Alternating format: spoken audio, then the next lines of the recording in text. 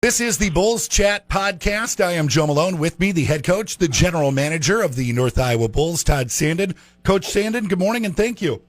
Good morning, Joe. Thank you. What a weekend it was. I was so excited to see the Bulls wrap up the regular season home schedule against Granite City, longtime rival. And these games, when it came to competitiveness, to the close nature of the contest, did not disappoint from a fan's perspective. Your thoughts on how close these games were Friday night, Saturday night, Coach? Oh, a couple of great hockey games. I mean, for a fan of either team in the building, I think you have to appreciate just the level of play in those games and how close they were.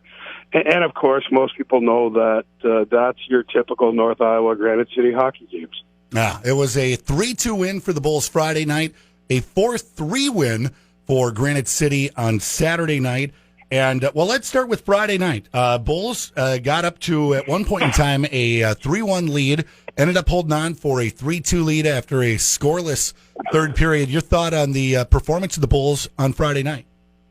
Oh, I just think I loved our energy Friday night. I mean, we got off to a good start.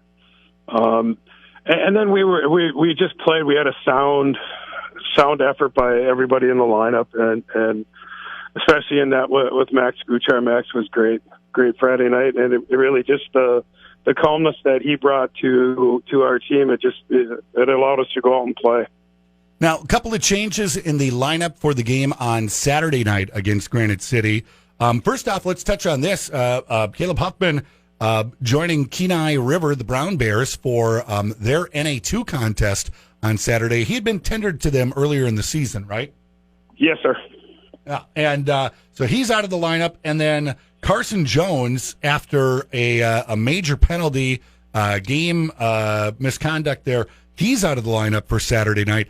And when you're losing your leading scorer, how do you game plan around trying to fill that void? I don't know, like having both of those guys out of the lineup, one of your top defensemen and then your leading scorer, it certainly creates some challenges in and of itself. But, I mean, when you look at the Jones being out of the lineup, I mean, that's an undisciplined play at a critical time of the game, and it costs you the game the next night. So, I mean, we've been talking with our guys since day one about discipline and just managing personal discipline, and I think that's a situation where Carson obviously feels like his emotions got the best of him and put himself and his team in a tough spot. And, you know, for a while on Saturday, right up until about 0.4 of a second left in the second period, the Bulls kind of had control of that game. Bulls building up a 3-1 lead. And when Sloth picked up his first goal of the season for the go-ahead goal at that point in time, making it 2-1 Bulls, the crowd's going nuts. Had a COVID sellout crowd of 1,100 people there. Bulls pick up a third goal. Are you feeling good at that point in time when it's 3-1 Bulls? Like, holy cow, we got this thing going. Well, I'll tell you what. When you look at the time frame that we had, there was 20 seconds at the end of the second period that our guys are going to probably watch 20 minutes of video on that 20 seconds on opportunities to make plays where they don't even get that opportunity with 0.4 seconds left to get it within one. And that goal for Granite City with literally less than a second left was one of those ones where, did it take the wind out of the sails, or is that not a good analogy to use going into the locker room? Well, I'll tell you, it certainly fired me up, and the guys heard about it in the locker room between the second and third. And as much as we're constantly trying to keep things positive, I was pretty ticked off just on the series of events that led to that goal.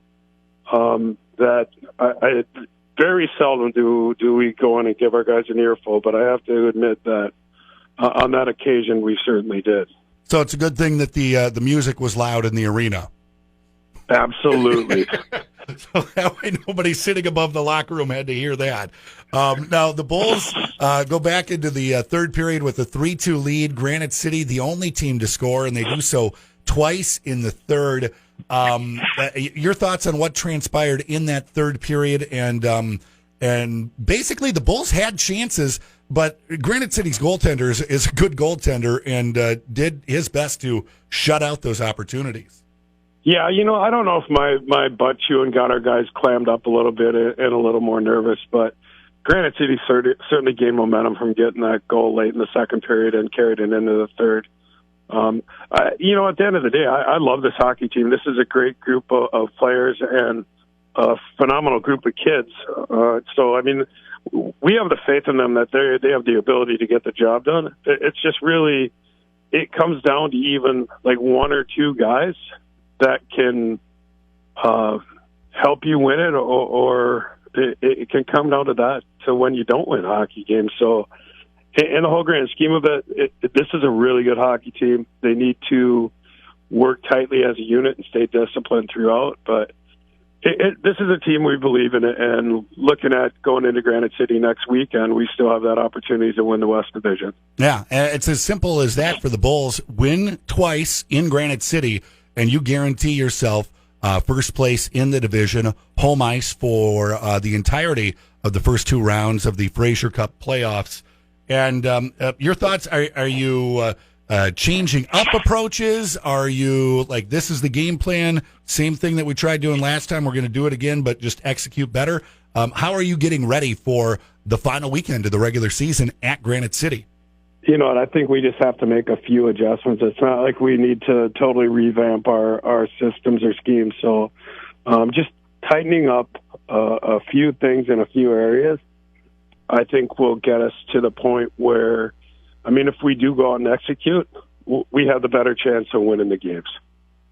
It'll be fun ones to keep an eye on Friday night, Saturday night, up at Granite City. Again, with a win. And the Austin Droughty's got a full breakdown of how the whole – I'm not even going to get into it because I'm going to screw it up if I try and relay that info. But all the different scenarios, all the different ways that it could shake out for the final games of the regular season and the playoff implications, that's at NorthIowaBulls.com. We'll be rooting for the Bulls. We'll be paying attention this Friday night and Saturday night, Coach, and then we'll see you once the playoff starts. Thank you for taking some time this morning to talk. Right on, Joe. Thank you. I appreciate it. That is the head coach, the general manager of the North Iowa Bulls, Todd Sanden, here on the Bulls Chat Podcast.